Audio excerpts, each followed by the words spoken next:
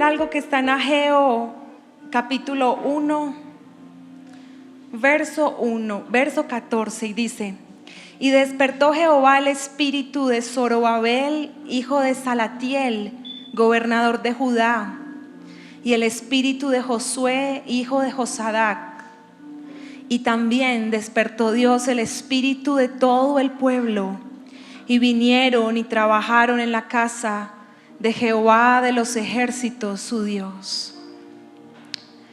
Yo quiero orar en esta noche para que Dios despierte el espíritu dentro de nosotros, porque todos nosotros tenemos espíritu, alma y cuerpo, pero necesitamos que el espíritu despierte, que el espíritu se avive, que el espíritu se vivifique, que el espíritu empiece a inclinarse y a enfocarse en todo lo que es correcto y de Dios. El espíritu está en nosotros para conectarnos con Dios, pero el espíritu tiene que despertar. Y dice aquí la Biblia que Jehová despertó el espíritu de todo el pueblo. Yo quiero que usted ore conmigo y diga: Señor, despierta mi espíritu. Padre, yo te doy gracias en esta noche por permitirnos estar en tu casa. Gracias porque este lugar es posible por ti. Gracias porque todo lo que aquí sucede, Señor, proviene de ti y es para ti. Señor, evita que algún día nosotros nos robemos la gloria que te pertenece.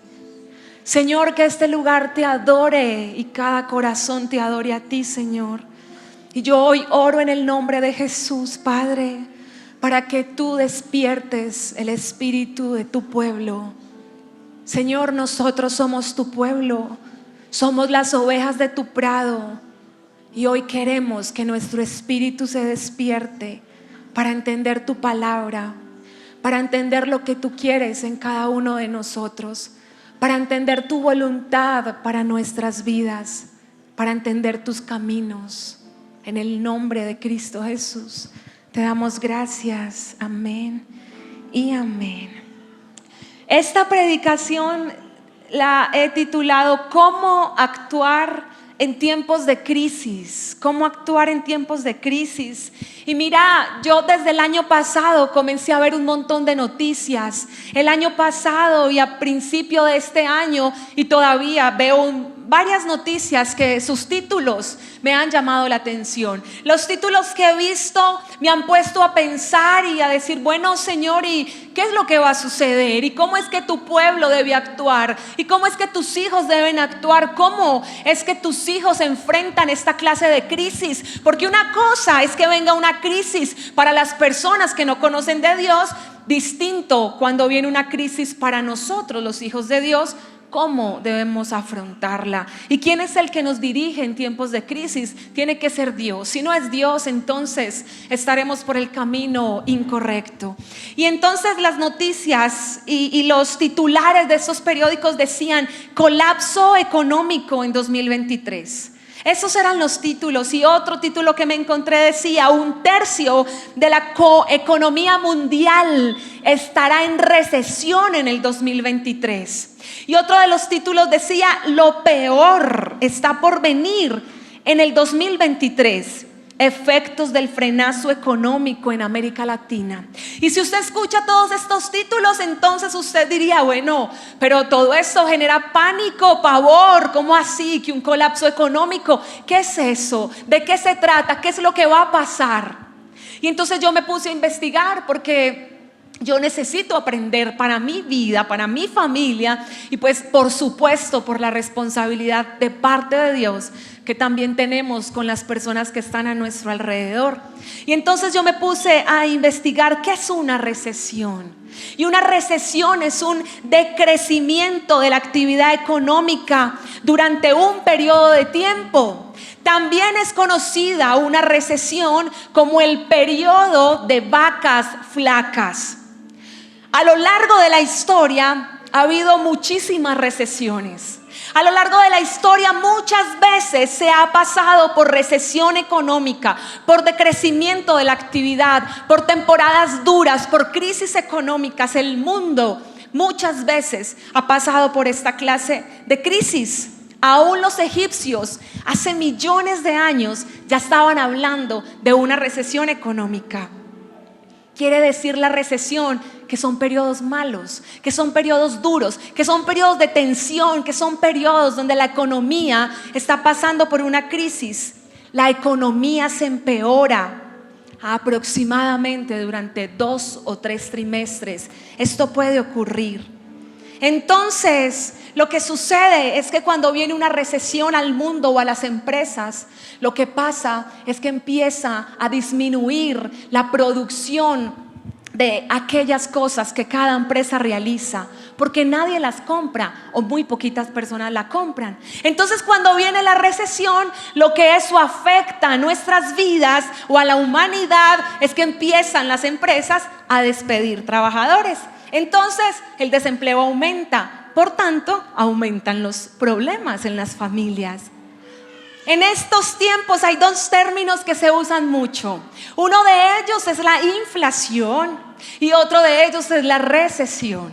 La inflación significa que los precios aumentan los costos y también aumentan los salarios. Por ejemplo, el salario mínimo este año aumentó un 16%, ¿cierto? Pero entonces, ¿qué es la recesión? Dice la recesión que a pesar de que aumentan los salarios, los precios aumentan más y tenemos menos poder de consumo. Quiero que nos quede claro, en la inflación los precios aumentan los costos y aumentan los salarios. Pero en la recesión, a pesar de que aumentan los salarios, aumenta mucho más los precios y no tenemos poder de consumo. Por ejemplo, entonces el salario mínimo subió 160,000 pesos. Listo, eso subió el salario mínimo en Colombia. Pero el costo de la electricidad subió un 22.40%. El arroz subió un 54% y el pan subió un 30%. ¿Sí ve? El pan. Mi esposo come mucho pan. Vea, ahí está el pasaje, dice Diego. Yo sé que todos ustedes se han dado cuenta que los costos han aumentado. Tal vez aquí haya algunos hombres que merquen, pero la gran mayoría somos las mujeres las que nos encargamos de las compras en casa. La gran mayoría. Y sabe una cosa, han aumentado significativamente los costos. Ahí se está perdiendo el poder adquisitivo, ¿cierto? Porque aunque tú estás ganando un salario mínimo, ese salario mínimo ya no te está alcanzando para las mismas cosas. Entonces, como subió el salario mínimo, pero entonces los servicios incrementaron, ¿cierto? Pero también incrementó la gasolina, pero también incrementó el pasaje del metro y también incrementó el transporte público, el taxi, la carrera mínima, la ropa, los cuadernos, absolutamente todo incrementó. Y eso es a lo que se le llama el periodo de las vacas flacas.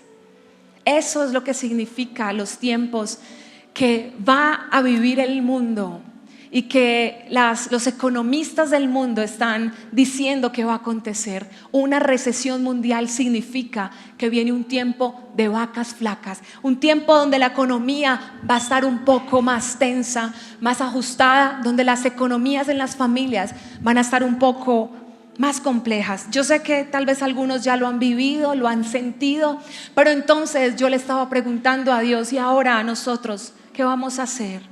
Si nosotros somos tus hijos, ¿cómo tenemos que actuar? Y en estos días escuché que un pastor en una predicación dijo lo siguiente: ok, el mundo está hablando de crisis, pero a los cristianos no nos va a llegar la crisis. El mundo está hablando de recesión económica, pero a los cristianos no nos va a tocar. Y yo me puse a pensar, ok, está bien la fe, podemos tener fe, pero es que la fe tiene que ir acompañada de decisiones, de sabiduría, de prudencia y de conocimiento de la palabra. Si usted y yo no acompañamos la fe de las decisiones correctas que tengamos, estaremos abusando de la gracia y el favor de Dios. Y como iglesia nosotros queremos ser responsables. Yo me ponía a pensar, Señor, pero bueno, y yo hablarle de economía y finanzas a la iglesia, y sentía como Dios me daba la certeza de algo, y es que en Dios nosotros tenemos que ser integrales. Dios no solamente está interesado por tu alma, Dios no solo está interesado por tu salud, Dios no solo está interesado en sanar tu familia, Dios está interesado en tus finanzas. Dios está interesado en la manera como tú manejas las finanzas. Dios está interesado en el testimonio que tú le estás dando a otras personas. Dios está interesado en que cuando el vecino de la tienda te vea, diga: este es un verdadero cristiano, porque así como dice que conoce de Cristo, así mismo maneja sus finanzas, así mismo paga sus deudas, así mismo el crédito que sacó puntualmente lo está pagando. Eso se llama ser cristianos integrales, y eso es lo que el Señor quiere que nosotros, cada uno, comencemos a hacer. Yo no había pensado en esto, pero hace aproximadamente, nosotros llegamos al país como hace 7 años, y Dios en sus planes ya sabía lo que iba a hacer con nosotros, con toda seguridad. Dios lo sabía desde que nacimos, y lo que va a hacer contigo también, por supuesto. Y recuerdo que cierto día, mientras estábamos en la casa, yo empecé a sentir que Dios me recordó a una persona que había pasado por mi vida hacía muchos años. Póngale que hacía unos 10 años este hombre había pasado por mi vida, y era un señor al que yo le pedía plata prestada. Él era un prestamista, yo no estaba con Dios, yo era una peladita, tenía como 15 años, y él nos prestaba plata a mi hermanita y a mí. Iba donde mi papá, nosotros trabajábamos con él, y allí nos prestaba plata, y cada 8 días le pagábamos. Listo, le pagábamos súper puntuales, venía, le pagábamos. Pero cierto día, entonces ya le debíamos como 2,5 millones. Yo estoy hablando por mí, como 2,5 millones. En ese tiempo era mucho dinero, y yo era una niña, o sea, ni siquiera mi papá me ponía un límite. Como yo trabajaba, entonces yo le iba pagando. Y entonces recuerdo que este hombre se llamaba Juan, nunca se me olvida. Él tocaba piano en la iglesia católica, era muy tranquilo, o sea, ese señor era bien particular y muy tranquilo para cobrarnos. Mi papá sale de ese lugar donde trabajábamos, entonces yo nunca más volví a verme con ese señor, nunca más, pero y tampoco nunca más le pagué. Se me olvidó o hice que se me olvidara esa deuda. Y entonces eso fue cuando tenía 15 y yo estaba en Japón, o sea, 8 años después, estando allá. Yo recuerdo que el mismo año antes de venirnos para Colombia, Dios un día cuando me desperté me pone el nombre de ese señor. Yo digo: pero Señor, ¿qué tiene que ver Juan en esta época de mi vida? E inmediatamente yo recuerdo que Dios puso en mi corazón que yo tenía una deuda con él. Y yo inmediatamente le dije: Señor, ¿y ahora qué quieres que haga? Y Dios me dijo: necesito que pongas en orden toda tu vida, porque yo quiero que si te lo encuentras en la calle, tú no tengas que voltearle la cara ni esconderte, y tampoco quiero que él tenga que hablar de ti porque tú fuiste irresponsable y tienes una deuda con él. Así que yo inmediatamente dije: ¿y ahora cómo me consigo el teléfono de este hombre? Y yo empecé a decirle a todo mundo, creo que llamé a mi papá, a mi mamá: ¿cómo me consigo el teléfono de Juan? Pues, tal vez habrán pensado que estaba loca, nunca les conté. Yo no lo encontraba por ningún lado, pero yo recordé que él tenía una pescadería en Itagüí, por Indoamérica, y yo empecé a buscar en Google pescadería tal nombre y llamé. No, entonces cuando me contestaron: él no está. Y yo dije: mira, yo quiero que le des una razón, dile que Paulina lo llamó y que por favor me deje el número del celular de él. Y recuerdo que a los días yo logré contactarme con él y lo llamé. Él me decía: de verdad, yo no puedo creer que después de tantos años usted esté apareciendo, yo no puedo creer, eso es un milagro de Dios. Y recuerdo que cuando me contacté con él le dije: yo quiero pedirte primero que me perdones, porque yo fui responsable en adquirir esta deuda contigo, y perdóname porque durante todo este tiempo yo no te respondí como debía, pero yo quiero pagarte tu dinero. Inmediatamente hice el pago de esos 2,5 millones que le debía, porque yo sentí que Dios me dijo que ¿cómo puedes tener una vida tan tranquila y estar gastando dinero o guardando dinero cuando tú le estás debiendo a alguien? Yo no sé por qué te estoy contando esto, pero me gusta que si Dios lo trae, ser obediente a contártelo. Tal vez hay cosas, iglesia, que en este comienzo de año tenemos que comenzar a poner en orden. La primera predicación era poner en primer lugar a Dios, y créame que en la economía Dios también quiere tener el primer lugar. En la economía Dios también quiere que usted y yo seamos una carta abierta para la gente, que tengamos un buen testimonio para la gente, porque el Señor quiere que seamos completos en Él. Amén. Iglesia, acostumbrémonos a recibir las palabras que vengan de Dios, así esas palabras nos cuesten, así esas palabras toquen nuestras finanzas, así esas palabras nos aprieten un poquito el bolsillo, así esas palabras nos tengan que llevarnos a comprometernos y a decir: un momento, en vez de estar gastando y en vez de estar saliendo tanto, vamos a darle la cara al que le debemos y vamos a asumir la responsabilidad que tenemos. Que cuando alguien nos vea afuera, no le tengamos que dar la espalda, sino que enfrentemos nuestras responsabilidades como personas adultas que somos. Y entonces yo le pregunté a Dios: yo necesito que tú me muestres por tu palabra lo que es una recesión y cómo enfrentarlo. Creo que lo hablé con mi esposo como en octubre más o menos, o en noviembre, sobre este tema.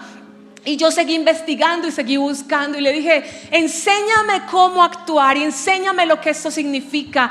Y por supuesto el Señor, por medio de su palabra, quiere enseñárnoslo hoy. Y la palabra que yo quiero compartirles está en Génesis 41:33. Si usted toma nota, hágalo, estúdielo en su casa para que usted se dé cuenta de lo maravillosa de esta historia. Dice la palabra de Dios que Faraón tuvo un sueño y buscó todos sus magos y sabios, y ninguno pudo revelar el significado de su sueño. José estaba en la cárcel. José estaba en un lugar donde lo habían colocado, y aunque uno diga la cárcel es terrorífica, fue plan de Dios que estuviese en la cárcel. Para gloria de Dios, este hombre sale de allí transformado, con un corazón bien obediente al Señor. Y entonces mandan a llamar a José, porque alguien recordó que José podía revelar lo que decía ese sueño. Y entonces Faraón lo primero que hace es: llámenme a los magos, llámenme a los sabios, llámenme a todos los que me sirven, porque Faraón era el mandamás de Egipto. Y entonces todos vienen, Faraón les cuenta el sueño y pone la esperanza en ellos, pero nadie podía revelarle lo que significaba el sueño. Entonces un hombre dice: ven, yo me acuerdo de un joven, José, que estaba en la cárcel y él nos reveló un sueño, y ese sueño fue tal cual.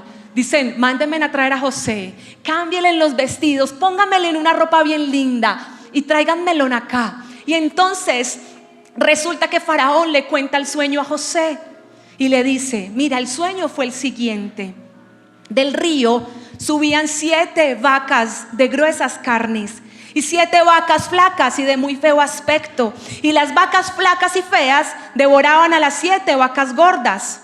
Ese fue el sueño. Ahí pueden ver vacas gordas, vacas flacas, y las vacas flacas devoraban a las vacas gordas. Y entonces dice que el segundo sueño era que 7 espigas crecían en una misma caña llena y hermosa, y otras 7 espigas menudas, marchitas y feas, y las menudas devoraban a las hermosas. Entonces dice la palabra de Dios que José le dijo a Faraón: mira, si yo puedo revelarte este sueño, lo haré de parte de Dios. El primero dijo: no es don mío, es don de Dios. Si a él le place, yo te voy a decir lo que el sueño significa. Efectivamente, Josué reveló el sueño y dijo: el sueño de Faraón es uno mismo. Dios ha mostrado a Faraón lo que va a hacer. Esto es lo que le digo a Faraón, lo que Dios va a hacer. Aquí está lo que es la recesión. He aquí, vienen 7 años de gran abundancia en toda la tierra de Egipto, y tras ello seguirán 7 años de hambre, y toda la abundancia será olvidada en la tierra de Egipto, y el hambre consumirá la tierra. Y porque tú soñaste 2 veces, ese sueño significa que es cosa firme de parte de Dios, y que Él se apresura en hacerlo. Entonces José le dice a Faraón: provéase Faraón de un varón prudente y sabio. Y entonces Faraón le pareció muy bien al asunto y le dice a sus siervos: ¿acaso pudiéramos hallar a otro hombre como este en quien está el Espíritu de Dios. Y le dijo Faraón a José: pues que Dios te ha hecho saber todo no hay entendido ni sabio como tú. Tú estarás sobre mi casa y por tu palabra se gobernará todo mi pueblo. José, con la sabiduría y prudencia dada por Dios, se enfrentó a la peor recesión que en esos tiempos la nación estaba viviendo. 7 años de mucha abundancia en la tierra. Y entonces comenzó ese tiempo, y lo que José hizo fue lo siguiente: empezó a ver que ya había mucha abundancia. Y entonces José empezó a buscar personas y les dijo: mira, tú encárgate de recoger todos los frutos de la tierra, recoge toda la provisión de la tierra y empieza a almacenar. Almacena la provisión. Todos esos 7 años José se proveyó de mucho alimento. Lo que él hizo fue empezar a almacenar mucho alimento en todas las ciudades y en sus alrededores. Y dice la Biblia que recogió trigo como arena del mar, mucho en extremo, hasta no poder contar. Lo primero que hace José es comprender que en el tiempo de abundancia no es para empezar a gastar más. Y yo me puse a pensar cómo es el tipo de vida de nosotros. Y yo quiero que usted sinceramente lo piense. Sinceramente, no tiene que decírmelo a mí. ¿Qué hace usted cuando le suben el salario? Dígame la verdad o piense de verdad. ¿Te metes en una deuda más? ¿Compras más cosas? ¿Te sientes en la capacidad de meterte en otro crédito porque tienes la capacidad de pagarlo? Cuando nos suben el salario, entonces incrementan los gastos en vez de dejarlos estables para ahorrar. Eso es lo que normalmente nosotros hacemos. Pero José lo hizo distinto. Cuando todos estaban gastando, José estaba guardando. Cuando todos estaban estrenando ropa para aparentarle a la gente, José estaba diciendo: no es tiempo de comprar, yo voy a ahorrar. No es tiempo de ir a derrochar, yo voy a guardar, yo voy a ahorrar, yo voy a cultivar, yo voy a ser sabio, yo voy a actuar con prudencia y con sabiduría. José, en los 7 años de abundancia, se encargó de ahorrar y no de derrochar. Métetelo en la cabeza. En el tiempo de abundancia, José tuvo sabiduría para ahorrar. Y va a escuchar. Luego llegaron los 7 años de hambre, como José había dicho. Y hubo hambre en todos los países, mas en toda la tierra de Egipto había pan. Cuando en toda la tierra se sintió el hambre, el pueblo, todo el pueblo, clamó a Faraón por pan. Y dijo Faraón a todos los egipcios: todos tienen hambre, todos necesitan pan. Vayan donde José y hagan lo que José les diga. Escúcheme, todos tenían hambre. José era el único que tenía pan. Todos estaban pasando por un tiempo donde no habían ahorrado, donde no habían sido organizados. Pero José tenía un espíritu diferente, un espíritu de sabiduría y de prudencia. Y José había visto de parte de Dios que venía un tiempo difícil, y lo que él hizo fue guardar para que cuando viniera el hambre sobre la tierra, él tuviese la provisión. Entonces mire lo que pasó. Todo lo que José guardó comenzó a venderlo. Génesis 47:13. No había pan en toda la tierra y el hambre era muy grave, por lo que desfalleció de hambre la tierra de Egipto y la tierra de Canaán. Y recogió José todo el dinero que había en la tierra de Egipto y en la tierra de Canaán por los alimentos que de él compraban. Lo que José hizo fue lo siguiente: yo tengo pan, ustedes tienen dinero para comprarme a mí.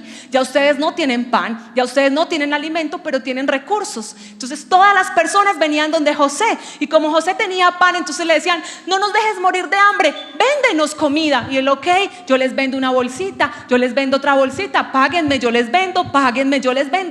Y así José se hizo dueño para Faraón, no era para él. Él estaba siendo un empleado con toda autoridad, pero puesto por Dios. Y lo que él hizo fue que todo el dinero de la tierra de Egipto ya le pertenecía a José. O sea, usted puede estar dimensionando esto, tal sabiduría de un hombre, que ya todo el pueblo, toda la tierra tuvo que entregarle a él el dinero, y él les entregaba la comida para que no desfallecieran de hambre. Pero se acabó en el primer año el dinero, ya nadie tenía dinero, y volvieron donde José y le suplicaron: por favor, no nos dejes morir de hambre, por favor, haz algo por nosotros. Ok, José les dijo: está bien. ¿Tienen dinero? No, no tenemos dinero. Está bien, entonces tráiganme el ganado, tráiganme los caballos y tráiganme las ovejas. Ustedes tienen ganado, listo, yo les voy a vender porque yo tengo todo lleno de comida. Tráiganme ustedes el ganado, tráiganme los caballos y las ovejas, y yo les entrego la comida. Ok, familia por familia, yo te doy mi caballo, yo te doy mis ovejas, yo te doy todo. Y él daba la comida, él daba la comida. José al final se hizo dueño de todo el ganado, todo el ganado que había en la tierra de Egipto y en la tierra de Canaán. José era dueño de todo. Ok, entonces volvieron, pero ya no tenemos dinero, ya no tenemos ganado, y ahora no nos dejes morir de hambre, por favor, no nos dejes morir de hambre. Y él le dijo: ok, no tienen dinero y no tienen ganado, pero ustedes tienen tierras y ustedes tienen sus propias vidas.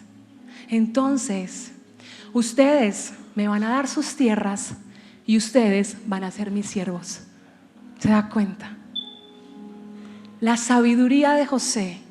Entonces yo me puse a pensar, bueno, cualquiera pudiera pensar, pero José, muy avaro, pues se quería ser dueño de todo, tenía más y quería más y más y más, porque entonces mucha gente dice: pero pues este tiene y quiere más y más y más y más. No, José era un hombre sabio. ¿Sabe por qué, iglesia? Porque mientras el resto se estaba dando la vida buena, José estaba trabajando. José estaba en la presencia de Dios. José no estaba derrochando. José no le estaba queriendo aparentar una vida a nadie. José no estaba pensando en tener la mejor ropa. José no estaba pensando en nada material.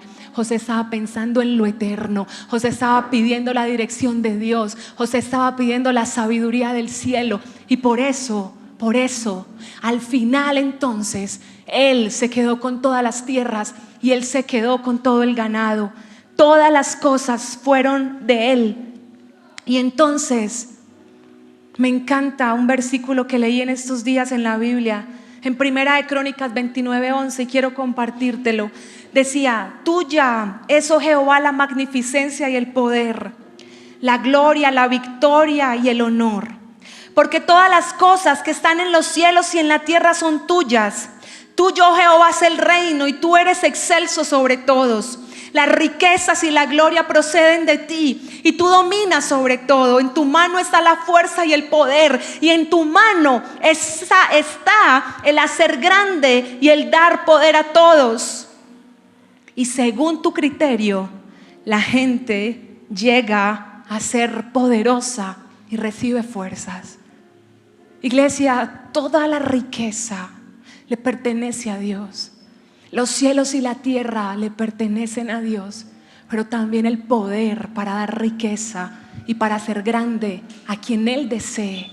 Con esto quiero decirte que era voluntad de Dios que José estuviese allí en ese lugar, liderando un pueblo y administrando correctamente esos tiempos de recesión y esos tiempos difíciles que la tierra estaba pasando. José fue un administrador porque ni siquiera las cosas eran de él. José podía reconocer que aunque era sabio y era prudente, las riquezas no le pertenecían a él. José le estaba trabajando a Faraón, pero aún así lo estaba haciendo con sabiduría y con temor a Dios. Por eso al final de los tiempos dice la Biblia que José compró toda la tierra de Egipto para Faraón. Génesis 47:20 dice: de esta manera José adquirió para el faraón todas las tierras de Egipto, porque los egipcios, obligados por el hambre, le vendieron todos sus terrenos. Fue así como todo el país llegó a ser propiedad del faraón, y todos en Egipto quedaron reducidos a la esclavitud. Los únicos terrenos que José no compró fueron los que pertenecían a los sacerdotes, porque ellos recibían una ración de parte de Faraón. Luego José le informó al pueblo: desde ahora ustedes y sus tierras pertenecen a Faraón, porque yo los he comprado. Aquí tienen semilla, les dijo, vayan y siembren la tierra, y cuando la cosecha dé su fruto, ustedes le van a entregar a Faraón la quinta parte de todo lo cosechado, y las 4 partes de ese quinto serán para ustedes, para que sus hijos y ustedes puedan mantenerse y alimentarse. ¿Se dan cuenta? José no fue un hombre cruel ni duro.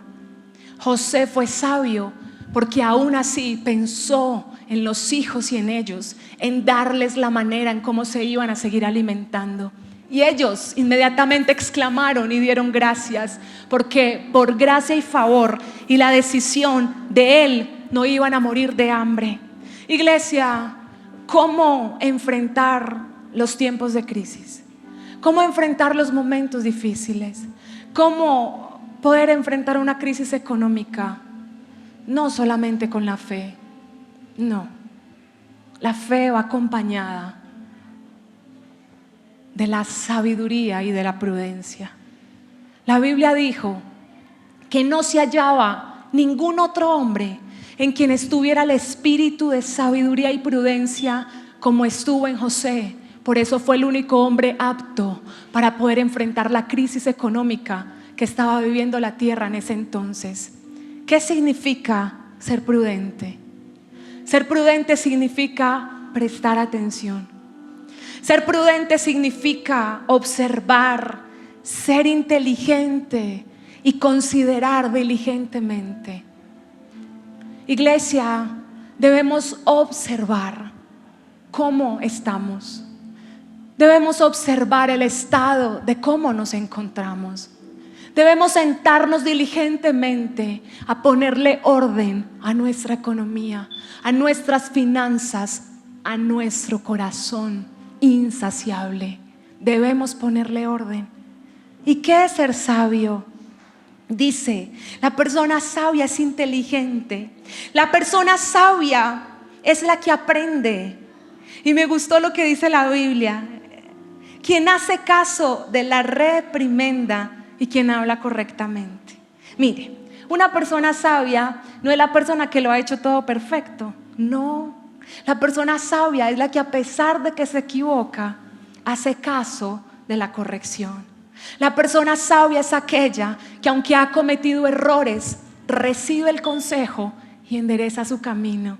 La persona sabia no es la que se pone a pelear con el consejo de parte de Dios o de las personas, sino la que dice: un momento, esto viene de parte de Dios, para mi bien, yo lo tomo y decido enderezar mi vida.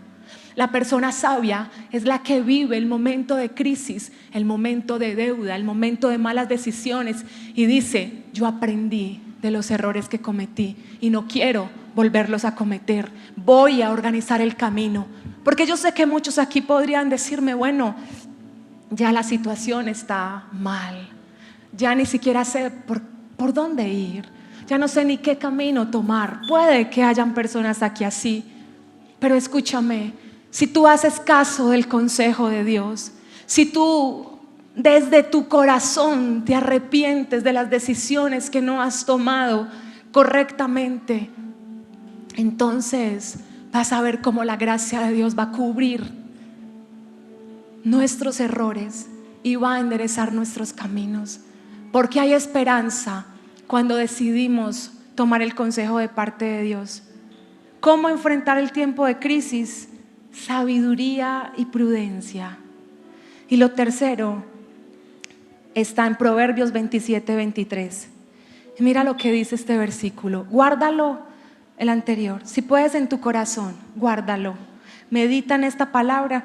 Al final yo te voy a dar algo para que lo guardes.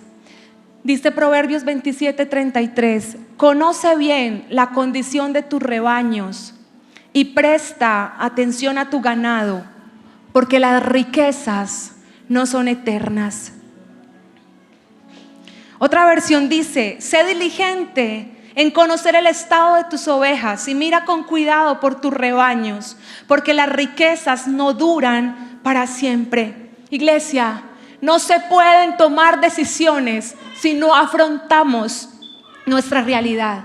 No se pueden tomar decisiones sin conocer primero el estado en el que nos encontramos. No se pueden tomar decisiones ni corregir el camino si primero no reconocemos los errores que hemos cometido.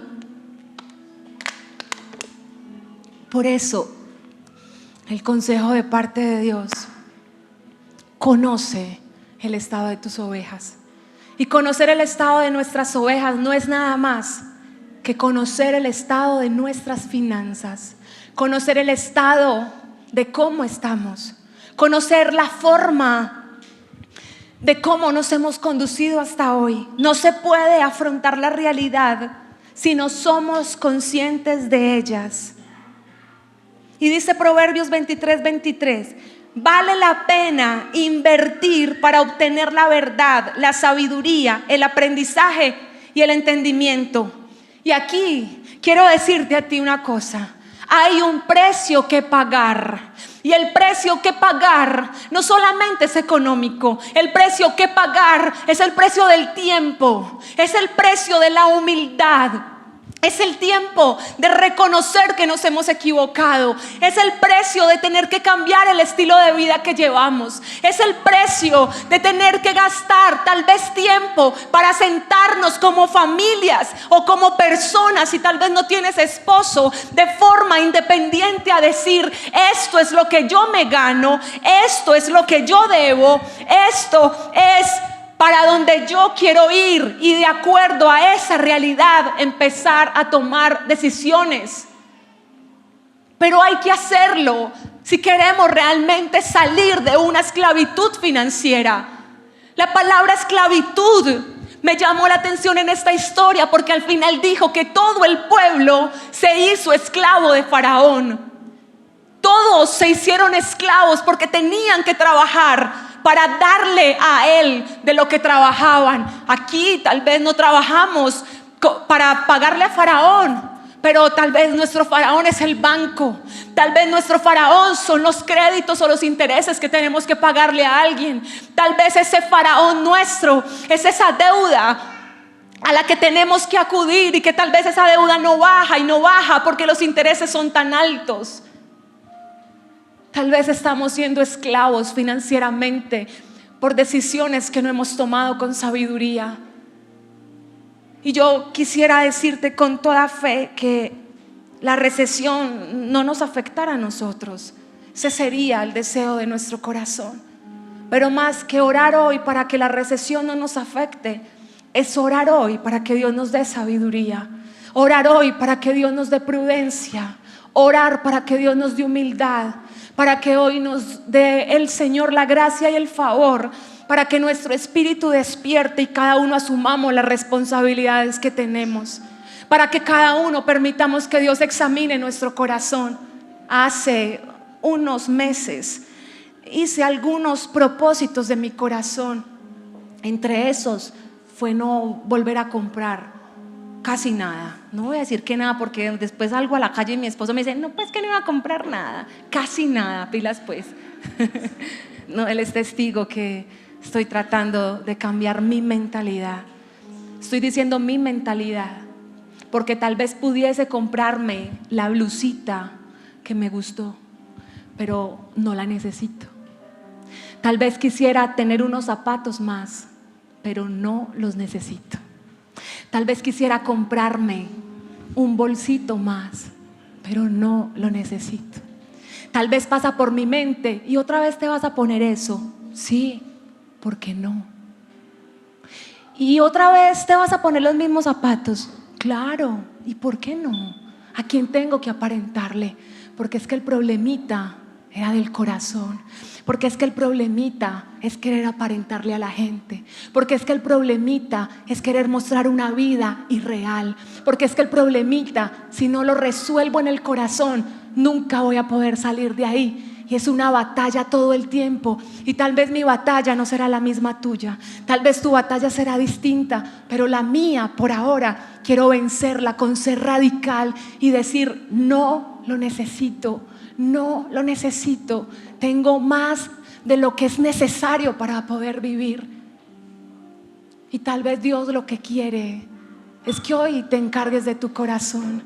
Tal vez quieres mucho porque te acostumbraste a mucho y ya te cuesta vivir con un poquito menos.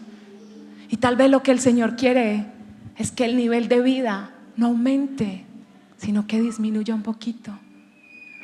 Tal vez Dios quiere es venir a tratar con el corazón que parece que no se contentará con nada y que cada día quisiera más y más. Hay una palabra que me encanta, dice: hay 3 cosas que no se satisfacen nunca: la tumba, pero también el corazón del hombre. No recuerdo lo tercero, pero esa palabra está en Proverbios y me llamó la atención y dije: es verdad. Una de esas la he vivido. Nunca se satisface el corazón del hombre, porque nunca es suficiente lo que tenemos y siempre queremos más. Mire, iglesia, Dios quiere bendecirnos. ¿Seríamos nosotros ingratos en no reconocer que Dios puede bendecir su iglesia? Por supuesto que sí. Pero Dios no quiere bendecir su iglesia para que siga viviendo igual. Dios no quiere bendecir su iglesia para que siga queriendo aparentarle a otros. Dios no quiere bendecir su iglesia para que viva insaciable. Dios no quiere bendecir su iglesia para que compitamos unos con otros para demostrar quién tiene más, quién tiene el mejor carro, quién visita los mejores lugares o quién va a los mejores restaurantes. Dios quiere bendecir su iglesia para que su iglesia sea fiel con Él primeramente y luego para que entre nosotros podamos bendecirnos.